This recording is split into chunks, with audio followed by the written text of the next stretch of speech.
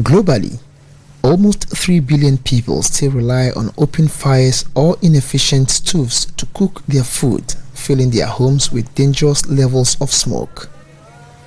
A recent study conducted by the Kintampo Health Research Center revealed that inhaling this form of smoke causes hypertension, pneumonia, and disruption of lung functioning. The study, titled Ghana Randomized Air Pollution Health Study, was to, amongst other things, assess the impact of household air pollution on people's health. Dr. Suleimana Watara Abubakari is the head of environmental health research at the Kintampo Health Research Center and the lead researcher for the study. In 2015, we did this work. That's a randomized controlled trial that we call it GRAPS, or Ghana Randomized Air Pollution and Health Survey. So in this survey, what we as researchers we sought to do was to look at the impact of household air pollution on women and also children. In fact, the children wanted to do a life cycle study, so wanted to even know before they were born whether household air pollution has some health effects on them. Dr. Suleimana explained that the study used a population of 1,500 respondents, including pregnant women in the study area in the Kintampo North and South districts of the Bono East region. What we did in this work was to give, we had in all about 1,500 women, and we gave about 500 of them LPG cook stoves, and then for another 500 we gave an improved biomass stove which was called BioLite, and then for the third group we recruited women that used traditional stoves, so they more or less use whatever they used for cooking.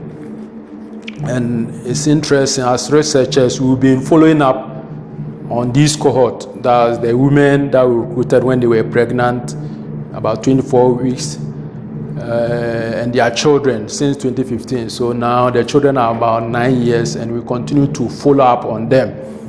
So we realized that for those using the traditional cook stove, we saw that they tend to have a higher systolic blood pressure.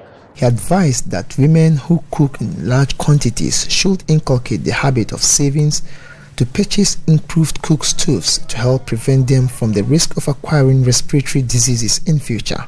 As the women cook in commercial quantities, I think the advice is that they should be able to make some savings so that over time they are able to buy these improved cook stoves. I'm saying this because anecdotally, we live in the communities, and we've realized that those who do this commercial cooking tend to, over time, fall down with stroke and other things that we all see very clearly. Dr. Suleimana was, however, quick to laud government for the reduction in the prices of LPG and noted that government should further work on its cylinder recirculation model to help in its accessibility.